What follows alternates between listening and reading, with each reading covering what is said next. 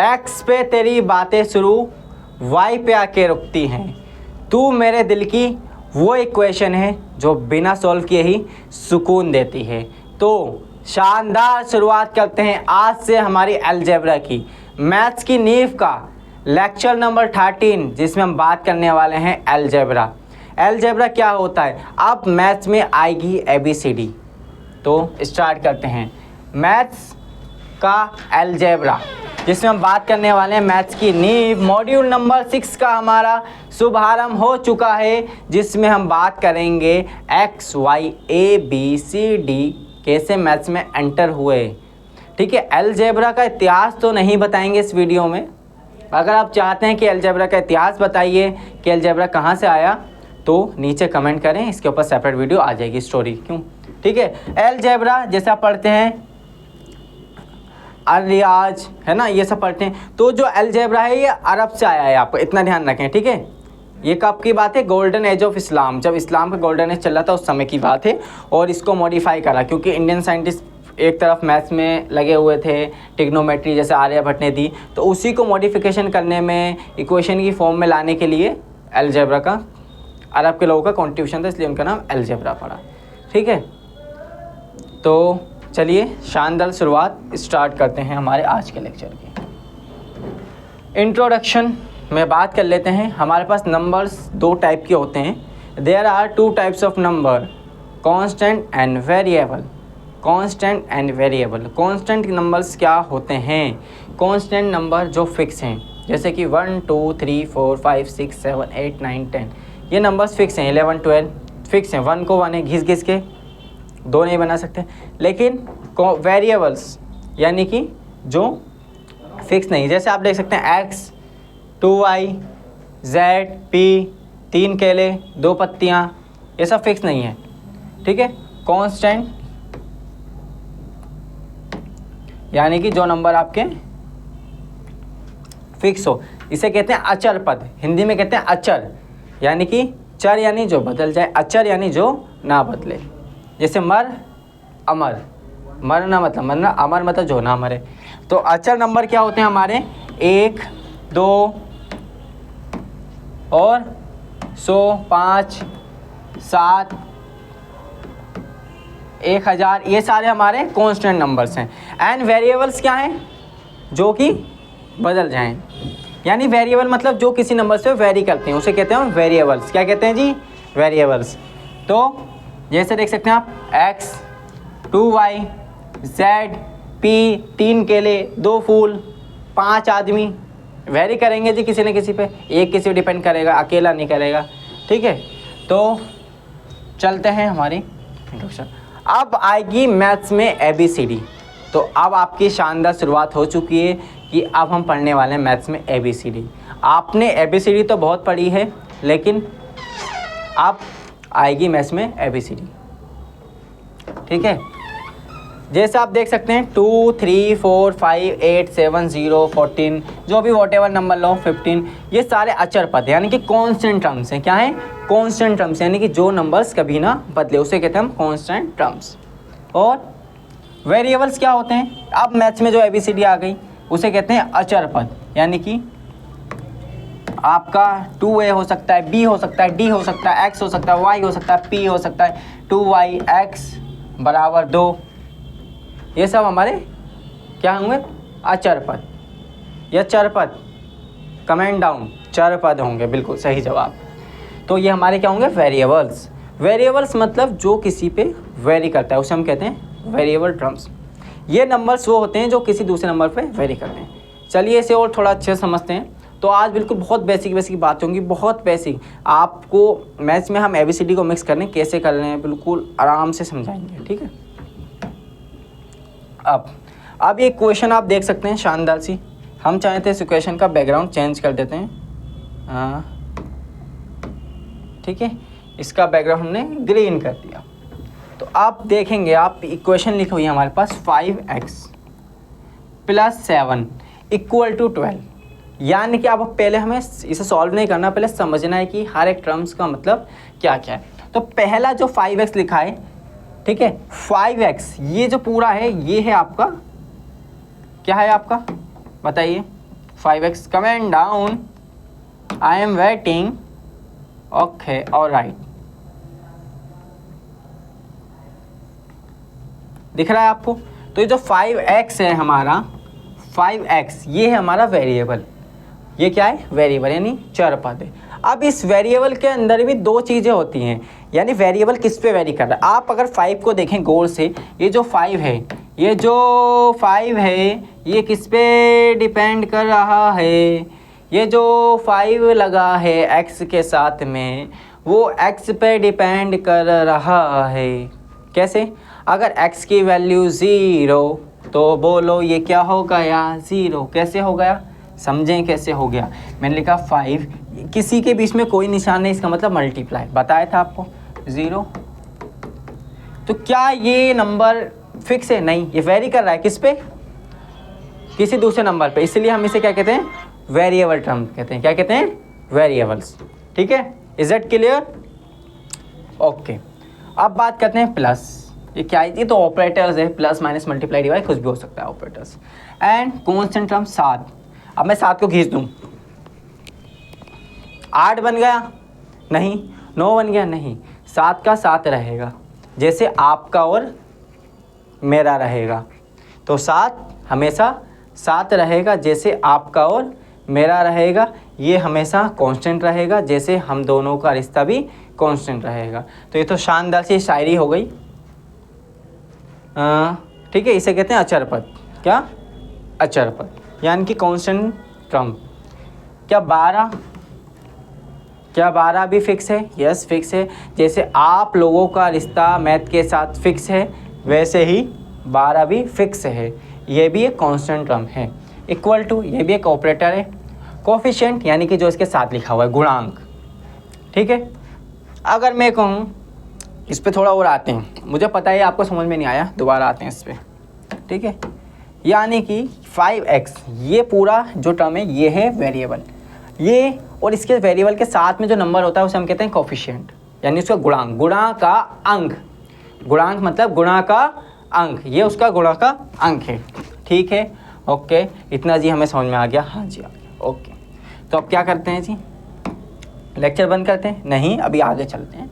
तो ये इस पे वेरी कर रहा है, यानी कि जब हम 5x की जगह 0 लेंगे तो आंसर हमारा 0 हो रहा है। लेकिन जब हम x की जगह 1 लेते हैं तो हमारा आंसर 5 आता है। लेकिन जब हम x की जगह 2 लेते हैं, x की जगह हमने 2 रख दिया तो 5 2 10। इसलिए इसे हम वेरिएबल कहते हैं, क्योंकि डिपेंड कर रहा है किस पे? पड़ोसी पे। अब मान लो मैंने लिखा 7, x की जगह 1 रख दूँ तो क्या आएगा? 7 ही आएगा। क्यों? क्योंकि इसके साथ कोई वेरिएबल टर्म लिखा है? बताइए, ये किसके कोफिशिएंट है? नहीं है ना, ये फिक्स है। बताया कैसे फिक्स है? जैसे आपका रिश्ता मेरा रिश्ता फिक्स है। ठीक है, आप पढ़ेंगे मैं पढ़ाऊँगा, आप समझेंगे मैं समझाऊँगा। ठीक है, बड़ी शानदार बात। क्या बात। अब कांस्टेंट और वेरिएबल को थोड़ा अलग स्टाइल में समझते हैं, है ना, जेन ज़ी स्टाइल में। ये क्या होता है कांस्टेंट, क्या होता है वेरिएबल? तो चलिए, तो अगर हम कहें कांस्टेंट यानी कि अचर पद, वेरिएबल यानी कि चर पद, जो कभी ना बदले उसे कहते हैं हम कांस्टेंट। जो कभी ना बदले उसे कहते हैं कांस्टेंट। जो कभी भी बदल जाए उसे कहते हैं वेरिएबल। क्यों? क्योंकि x की वैल्यू जो डालोगे वही रिजल्ट आएगा। मतलब वो वेरिएबल किसी एक चीज़ पर डिपेंड करेगा। मान लो आप हो और एक आपका फ्रेंड है और उसका भी फ्रेंड है। आप क्या हो? फिक्स हो, आप किसे डिपेंड करो। लेकिन वो जो आपका दूसरा फ्रेंड है वो अपने सेकेंडरी फ्रेंड पर डिपेंड करता है।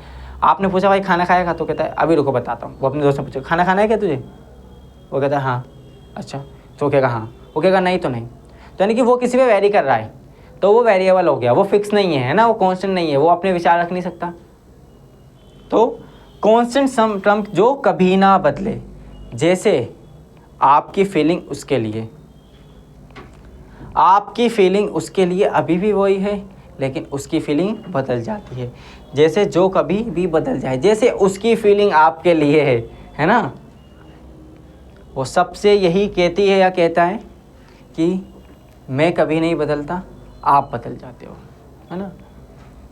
तो जिस पर डिपेंड नहीं, ये किसी पर डिपेंड नहीं होते। कांस्टेंट क्या होता है, किसी पर डिपेंड नहीं। आप किसी पर डिपेंड हो नहीं, लेकिन आपकी फीलिंग्स, क्या करूं, बोल दूं, ठीक है, जैसे आपकी फीलिंग उसके लिए, क्या करूं, चलो बोल ही देता हूँ।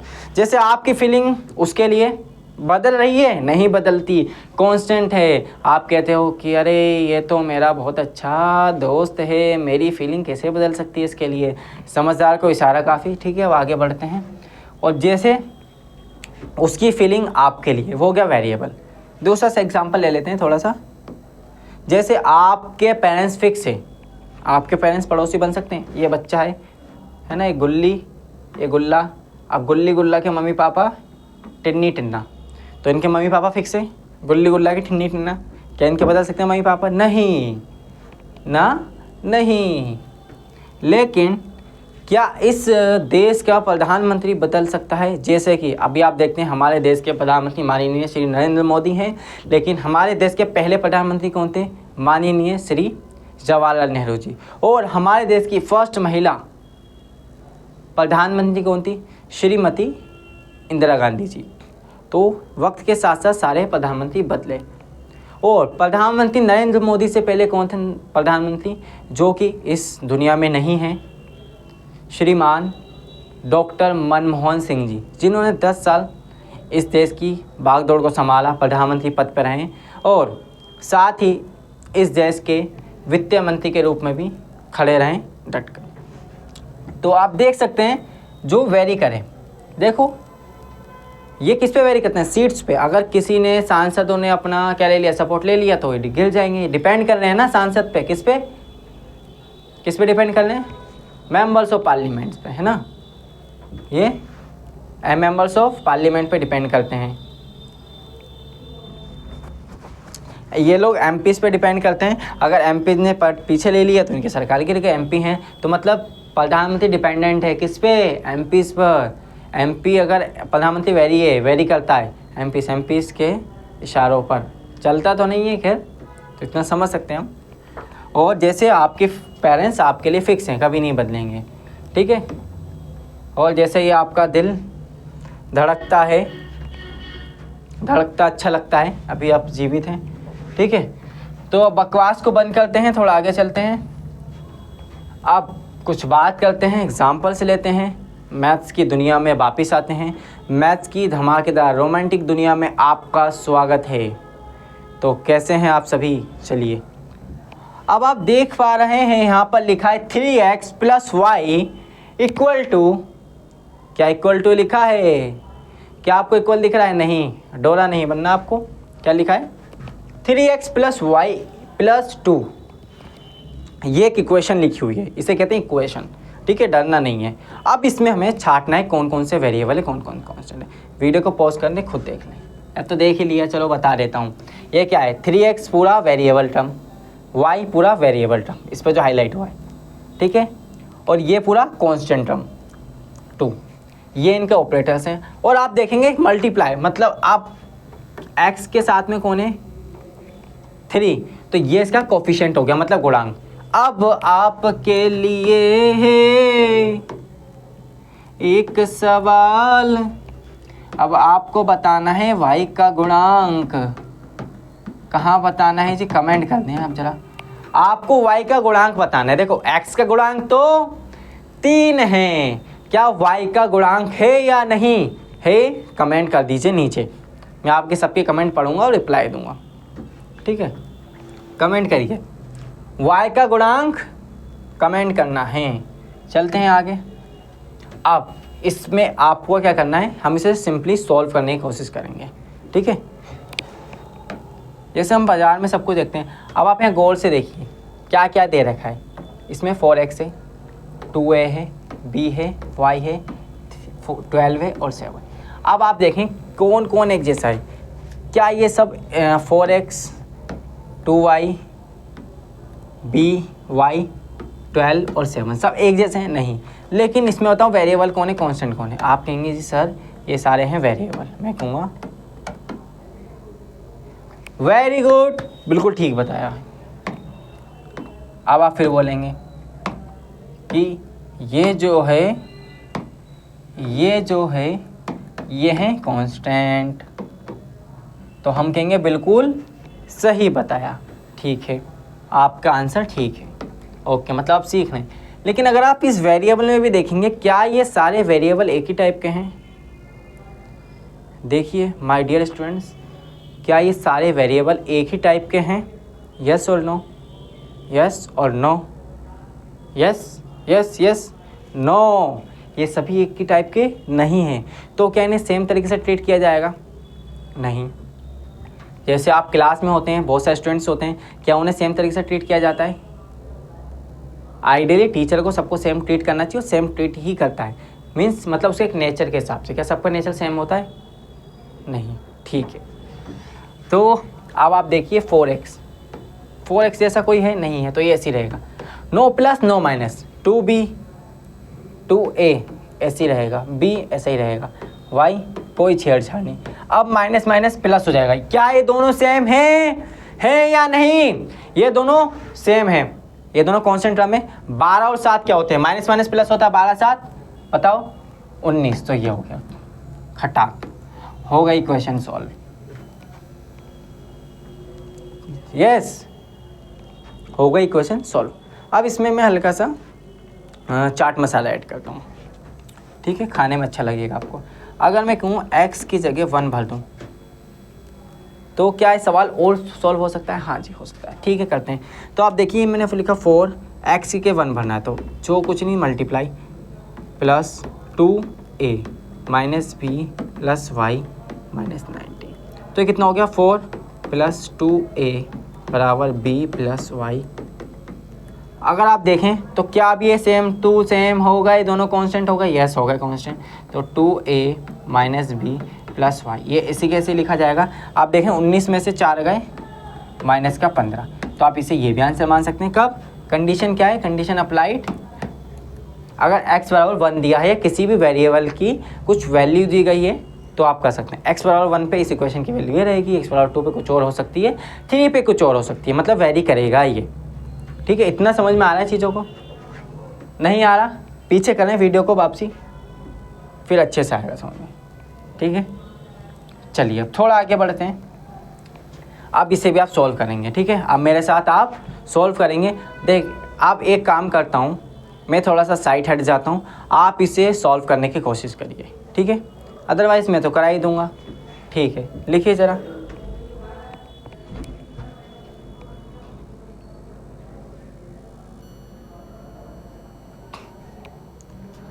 चलिए, है ना, बाकी ज़रा टाइम लग रहा है तो पॉज कर लीजिए।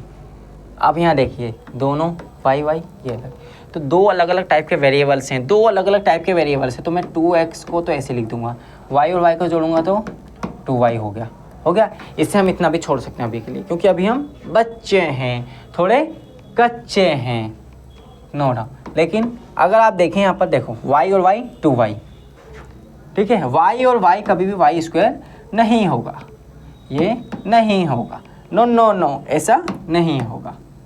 ठीक है, आपसे स्टोरी में भी सवाल पूछा गया था, तो बहुत सारे स्टूडेंट्स ने गलत बताया, व्यक्ति ने गलत बताया और बाद में कहा जी हमारा आंसर ठीक था। ठीक है, तो अब हम क्या कर सकते हैं, यहाँ पर आप देखेंगे कि यहाँ पर भी 2, यहाँ पर भी 2, तो 2 को ले लिया बाहर, ये हो गया x प्लस वाई, ये हो गया सिंप्लीफाई। ठीक है, अब नीचे वाले सवाल पे आते हैं थोड़ा सा। आप देखें a 2a b 2, तो आप a और a को देखो, a और a देखो, 2a और 1 और a कितना हो गया? 3a। क्या हो गया? 3a। नहीं यार समझ में, ऐसे देखो ना, हाँ ये क्या, एक बादल और यहाँ है 2 बादल, तो टोटल मिलके कितने हो गए? 3 बादल। सिंपल, तो बादल की जगह ए है, यहाँ पर कुछ नहीं करना है ना। मैं चाहता यहाँ पर विजुअल्स भी लगा देता, लेकिन मैं जानबूझ के नहीं लगाए विजुअल्स, ताकि आपको थोड़ा इमेजिनेशन बढ़े आपकी। ठीक है, जैसे फॉर एग्जांपल मेरे पास है, मैं ये लेता हूँ। ठीक है, ये है 2 पेन, ये है 1 पेन, तो मुझे 2 पेन और 1 पेन जोड़ना है, तो कितने होंगे? 3 होंगे या 3 पेन होंगे? बताओ, 3 होंगे 3 पेन होंगे, 3 होंगे 3 पेन होंगे, 3 होंगे 3 पेन, 3 या 3 पेन, 3 या 3 पेन, 3 या 3 पेन, 3 या 3 पेन, 3 या 3 पेन। तो जैसे मैं लिखता हूँ 1 पेन प्लस 2 पेन, तो टोटल मेरे पास 3 पेन। आप 3 नहीं लिखेंगे, तो इसका मतलब इसमें जो वेरिएबल है वो क्या है, ये दोनों वेरिएबल टर्म्स हैं, ये भी वेरिएबल ये, तो ये है आपका, जैसे हमने यहाँ पर बादल बनाया वैसे हमने यहाँ ए बनाया। अब आप देखें मैथ्स की बुक में हम बादल बनाना, पेन बनाना, यहाँ पेन का डायग्राम भी बना सकते थे कि इस तरीके से पेंसिल बना दी, ठीक है, तो ऐसे पेन का डायग्राम बना सकते थे और यहाँ लिख भी सकते थे कि ये क्या है 3 पेन है, ठीक है। तो इस तरीके से हम पेन बना भी सकते थे, लेकिन हमें वहाँ पर ड्राइंग स्किल्स नहीं दिखानी मैथ्स के एग्ज़ाम में, ऐसे में टाइम कंज्यूम होगा, ठीक है। इसीलिए हम क्या करते हैं, ABCD का इस्तेमाल करते हैं एज अ वेरिएबल। तो वेरिएबल आप बचपन से जानते हैं, 3 कपड़े आपने गिने, अपनी 4 टी-शर्ट प्लस 5 शर्ट्स, तो क्या दोनों को जोड़ सकते हो, 5 टी-शर्ट 4 शर्ट्स, जोड़िए क्या होगा, 4 टी-शर्ट 5 शर्ट्स ही रहेंगे, जुड़ने पे क्या होंगे, मैंने कहा 5 टी-शर्ट और 2 टी-शर्ट, कितनी टी-शर्ट, 5 और 2 7 टी-शर्ट्स। तो यानी कि सेम टाइप के वेरिएबल्स ही जुड़ते हैं सेम टाइप के वेरिएबल से, ठीक है, ये बात ध्यान रखें, वही कहानी, ठीक है। अब आगे चलते हैं, इसे इरेज कर देते हैं, बादल की कहानी, ओके।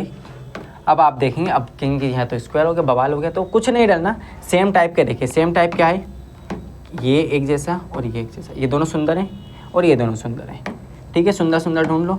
तो 3x स्क्वायर, 3 देखो ये सेम टू सेम है, 3 में से 1 गया, 3 में से 1 गया, कितना बचा, 2 बचा, क्या बचा, x स्क्वायर, बस 6 और 4 कितने होते हैं 10, बस हो गया आंसर, इतना टेंशन नहीं लेना। अगला करते हैं, अगला, इसे तो कमेंट कर दो भाई, इसे तो आप, क्योंकि कमेंट्स ये आपका होमवर्क है, ठीक है, इसे आपको कमेंट करना है नीचे, ठीक है। आगे चलते हैं, थोड़ा लेवल इंक्रीज़ करते हैं, इसमें से बताइए कितने सवाल का हूँ, सारे करा देता हूँ, कोई टेंशन नहीं। यहाँ आप देखिए 3x और यहाँ लिखा है y + 2, तो अब आप देखेंगे इस ब्रैकेट के साथ में इसकी मल्टीप्लाई है, तो हम पहले इस ब्रैकेट की इसमें मल्टीप्लाई, इसकी इसमें मल्टीप्लाई करेंगे, तो 3 की मल्टीप्लाई करेंगे तो 3x y के साथ आ गया 3x और y प्लस, अब 3 की मल्टीप्लाई 2 में, तो 3 2 ज़ा 6, x का x साथ में रहेगा, अब माइनस का 6, क्या ये और सिंप्लीफाई हो सकता है, बताएं, यस और नो। पैसे तो इसे इतना छोड़ दो, या कॉमन ले सकते हैं, इसमें हम क्या कॉमन ले सकते हैं, 3, देखो 3 यहाँ भी आ रहा है, तो यहाँ लिख देंगे xy प्लस 2x माइनस 2, ठीक है, तो ये होगा इसका सिंप्लीफिकेशन। यहाँ इसे कैसे करेंगे, पहले इसमें इसकी मल्टीप्लाई, इसमें पहले ब्रैकेट सॉल्व करते हैं, तो 3x का x प्लस 9 पंजे 45 और 9 एकम 9, ठीक है। तो इसमें चाहो तो मल्टीप्लाई कर दो, इसे और आसान तरीके से करते हैं, मल्टीप्लाई नहीं करते हैं, थोड़ा सा इसे आसान बनाते हैं।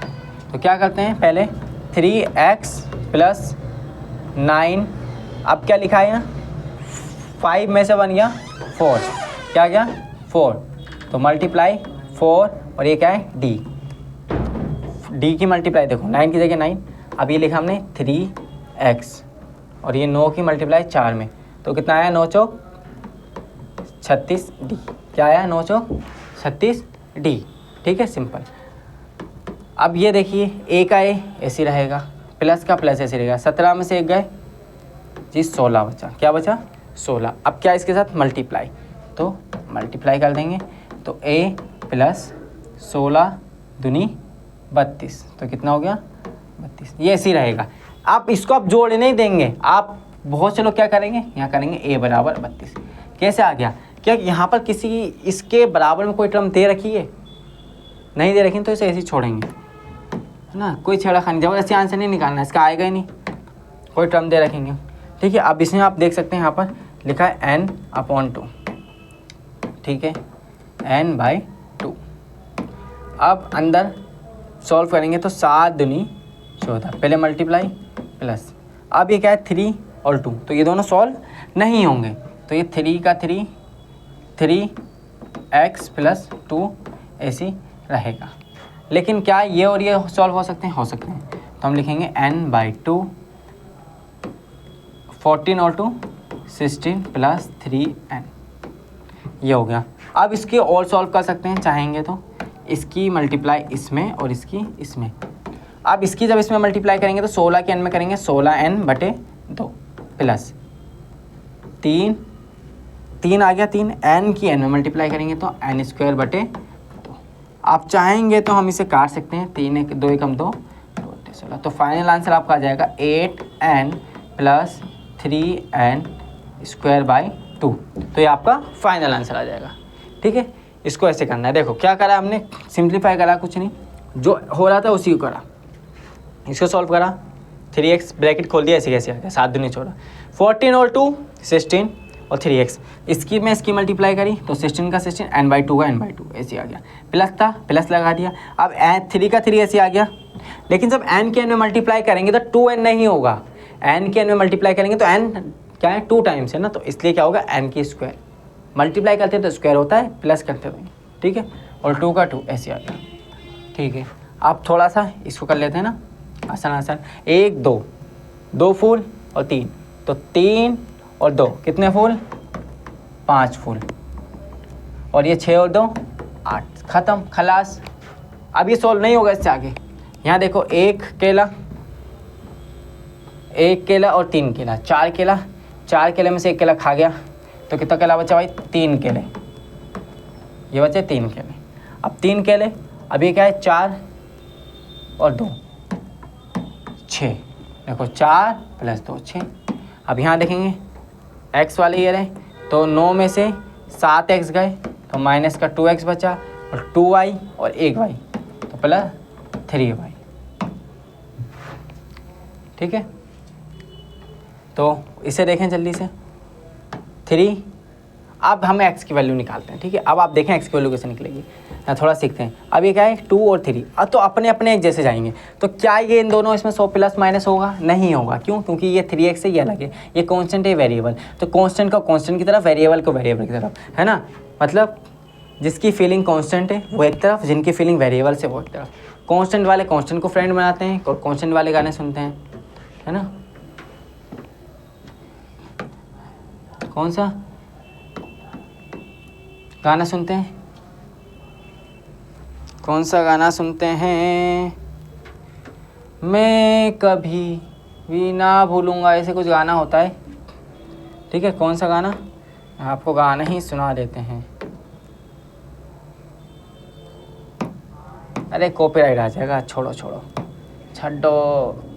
तो क्या आ जाएगा 3x + 2, तो 2 को इधर भेज देंगे तो 3x ऐसे रहेगा, भी अपनों में चल जाएगा, बराबर का निशान लगाए अपने ये रहे। अब ये 2 इधर प्लस का है, उधर जाएगा तो माइनस हो गया माइनस। अब आप देख सकते हैं यहाँ पर हमने लिखा 3x, 5 में से 2 गए 3 बचा, 5 में से 2 गए 3 बचा। अब इससे आगे अब आप देख सकते हैं 3, तो हमने x की जगह x लिखा, 3 बराबर सामने था। अब ये वाला 3 कहाँ गया, ये मल्टीप्लाई में था, तो मल्टीप्लाई की चीज़ डिवाइड में, पहले ही बताया था। कटने के बाद क्या आया 1, यानी कि अब हम फाइनेंस लिख सकते हैं x बराबर, ये आ गया हमारा। चेक करें, x के 1 भरोगे तो 1 भरा, तो 3 एकम 3, 3 और 2 5, right hand side left hand side के बराबर, इसका मतलब हमारा आंसर ठीक है। अब सेकंड सवाल करते हैं, सेकंड शिफ्ट है ना। तो 7 और 9 कितना हो गया, 7 कितना हो गया 16, 16x और 6 3 9। तो x की वैल्यू क्या आ जाएगी, x बराबर क्या आ जाएगा बताएं, कमेंट करें। तो x बराबर 9/16, ये आ गया। ठीक है, ये मल्टीप्लाई में था, डिवाइड में चलेगा, क्योंकि यहाँ देखो यहाँ सब अपने अपनों में थे, कांस्टेंट इधर वेरिएबल इधर, यहाँ अलग है। तो यहाँ क्या करेंगे, देखो पहले अलग कलर का इस्तेमाल करते हैं यहाँ। तो यहाँ क्या देख रहे हैं आप, 3 है तो 3x अपनी जगह, x इधर उठ के आया माइनस का हो गया। अब यहाँ कौन है, x इधर आ गया तो यहाँ 5 बचा, और 2 है 2 उधर जाएगा तो माइनस का। अब 3x में से एक x जाएगा तो 2x, और यहाँ कितना बचेगा 3। तो हमारा आंसर आ जाएगा x बराबर, बोलो 3/2। वेरी गुड, बिल्कुल सही बताया।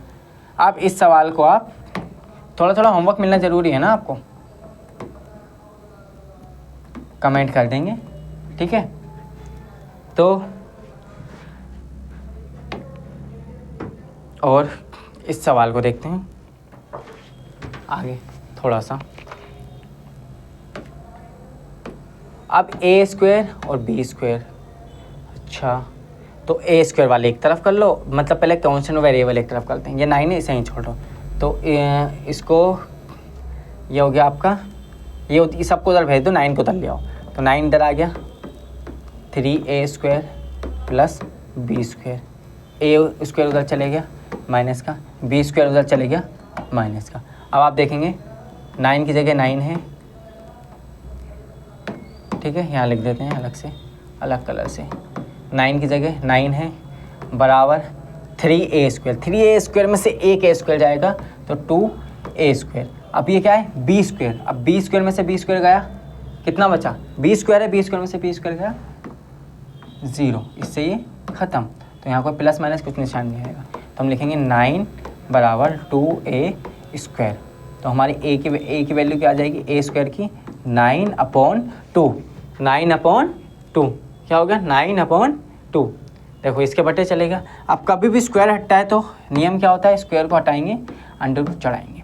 तो हमारा a का आंसर क्या आ जाएगा, a बराबर आ गया हमारा √9/2, √9/2।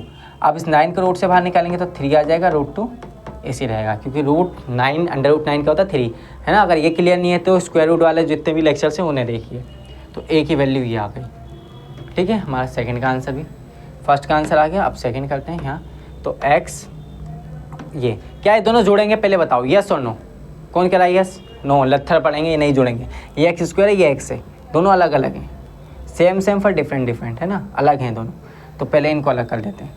तो x स्क्वायर वाले उधर भेज देते हैं, ये भी, ठीक है। 4 को इधर ले आते हैं, तो 4 आगे इधर आके माइनस का बराबर, ये है x स्क्वायर, x यहीं लिखा प्लस यहीं लिखा 2x, ये उधर गया माइनस का x स्क्वायर, ये उधर गया माइनस का x। अब आप गौर से देखिए तो x ये प्लस का, ये माइनस का, तबाह हो गया।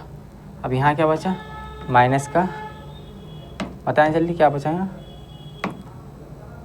यहाँ बचा -4 बराबर, -4 बचा। और ये क्या था, 2x स्क्वायर में से एक x स्क्वायर गया था, x स्क्वायर, यानी कि आपका आंसर आ जाएगा x बराबर √4। अब अंडर रूट से 4 निकालेंगे तो क्या, तो x का फाइनल आंसर कितना आ गया आपका 2, ठीक है। कैसे देखो, x बराबर क्या था माइनस, तो माइनस का क्या आएगा -2, ठीक है। ये इमेजिनरी नंबर आएगा, हालांकि √1, तो इसे आप इतना समझें, -1 है ना, तो 4 आ गया। और ये x स्क्वायर, आप इस स्क्वायर की जगह क्या आ जाएगा, रूट आ जाएगा, तो रूट आ गया। अब रूट लगा दिया, रूट से बाहर निकालते हैं तो 2 आ गया, इसे इतना ही, ठीक है। अब इस सवाल को एक को दे रहे हैं होमवर्क में, तो ये लीजिए, आज तो भर के होमवर्क मिल गया, ये करना है आपको कमेंट में, ठीक है। इसके लिए डाउट आता है ना, तो कमेंट में बताएं, मैं आपको पर्सनली गाइड करूँगा, ठीक है। तो आज का लेक्चर यहीं समाप्त होता है। तो आज हमने क्या सीखा, एक बार समराइज़ कर लेते हैं। आज हमने अलजेब्रा, मैथ्स कैसे आई, बताओ मैथ्स कैसे आई, याद दिलाओ यार, मैथ्स कैसे नहीं आई, मैथ्स के अंदर ABCD कैसे आई, तो मैथ्स में ABCD कैसे आई, ये सब हमने सीखा। और कांस्टेंट क्या होते हैं, वेरिएबल्स क्या होते हैं, कांस्टेंट टर्म्स क्या होती हैं, वेरिएबल टर्म्स क्या होती हैं, कांस्टेंट को और अच्छे से समझा जेनजी स्टाइल में, वेरिएबल्स को समझा, देन उसके ऊपर कुछ सवालों को करा, ठीक है, ताकि आपके विजुअल्स क्लियर हों, और कुछ प्रैक्टिस करी क्वेश्चंस की। अब इससे नेक्स्ट लेक्चर में हम और आगे XY की क्वेश्चंस को सॉल्व करना सीखेंगे, और आपके अलजेब्रा से रिलेटेड जो फॉर्मूले हैं वो सारे फॉर्मूले को डिस्कस करेंगे, कि किसी की पावर 0 होती है तो 1 क्यों आता है, उसे भी प्रूफ करके दिखाएंगे, ठीक है। तो सारी चीज़ों के बारे में बात करेंगे। मेक श्योर आपने चैनल सब्सक्राइब कर रखा होगा। 60% ऑडियंस ऐसी है जो लेक्चर्स को देखती हैं, बेनिफिट्स लेती हैं, लेकिन चैनल को सब्सक्राइब नहीं करती। तो आपसे रिक्वेस्ट है कि आप चैनल को सब्सक्राइब करें, ऐसी आपको अपडेट्स मिलती रहेगी, और CBSE से रिलेटेड अपडेट्स भी आपको इसी चैनल पर मिलेगी, ठीक है। इसमें हम बात करने वाले हैं कि CBSE का साइंस का एग्ज़ाम का पैटर्न चेंज हुआ है, मैथ्स का चेंज हुआ है, उसके बारे में चिंता ना करें। जैसी मैथ्स की नींव हमारी ख़त्म होती है, वैसे ही आपके लिए mid term special series start होने वाली है। ठीक है, तो स्टे ट्यून विद QC। ठीक है, भूलना नहीं है आपको, आपके एग्ज़ाम रिलेटेड सीरीज़ स्टार्ट होने वाली है। और आपको क्या करना है, सीधा यूट्यूब ओपन करना है। यूट्यूब में आपको सर्च करना है क्वांटस क्लासेस। जैसे आप क्वांटस क्लासेस सर्च करेंगे आपको यहाँ पर चैनल आ जाएगा, आपका अपना क्वांटस क्लासेस। यहाँ पर जाके आपको लेटेस्ट वीडियोस मिल जाएंगी। और अगर आपने अभी तक ये वाली वीडियो नहीं देखी है CBSE के एग्ज़ाम अपडेट, तो जाके देखिए। बिग अपडेट, 2 बार बोर्ड एग्जामिनेशन होंगे, क्या प्रोसेस है, कैसे करना है, पूरी इन डेप्थ डिटेल में सारी बातें बताई गई हैं। तो इसे जाके देखिए आप ध्यान से। और अगर आप चाहें तो यहाँ पर जाके इंस्टाग्राम पे फॉलो करें, और वहाँ पर आपको जो कमेंट में आपने सवाल करें उनके सॉल्यूशंस वहाँ मिल जाएंगे। अगर आप वहाँ पर कमेंट करेंगे तो ठीक है कि सर डिटेल में बताइए, तो वहाँ पर मिल जाएंगे। और चाहें तो आप हमारी व्हाट्सएप कम्युनिटी से जुड़ सकते हैं, उसका लिंक ये रहा। ठीक है, व्हाट्सएप कम्युनिटी में जुड़ने के लिए बस आपको इस लिंक पर क्लिक करना है, तो आप व्हाट्सएप कम्युनिटी में ज्वाइन हो जाएंगे। जैसे आप इस लिंक पर क्लिक करेंगे तो ये आ गया QC कम्युनिटी। जैसे इसमें ज्वाइन करेंगे तो आप इस तरीके से ज्वाइन हो जाएंगे कम्युनिटी में। और प्लस इंस्टाग्राम पे डायरेक्ट यहाँ से पहुँच सकते हैं, इंस्टाग्राम पेज पे।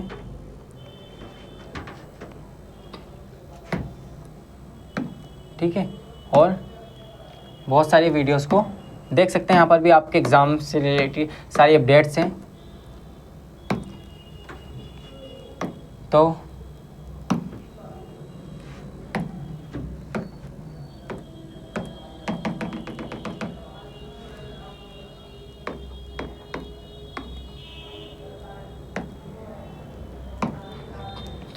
Thanks for watching this lecture. और इस लेक्चर को आपको अपने फ्रेंड्स और फैमिली में शेयर करना है, ताकि उनका भी बेनिफिट और आपका भी।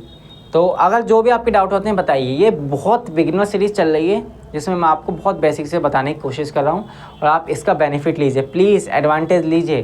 फ्री है तो इसे चीपली मत लीजिए, इसका एडवांटेज लीजिए। बहुत सारे स्टूडेंट्स के फीडबैक, प्रॉब्लम्स को सुनने के बाद मैंने सीरीज़ स्टार्ट करी है।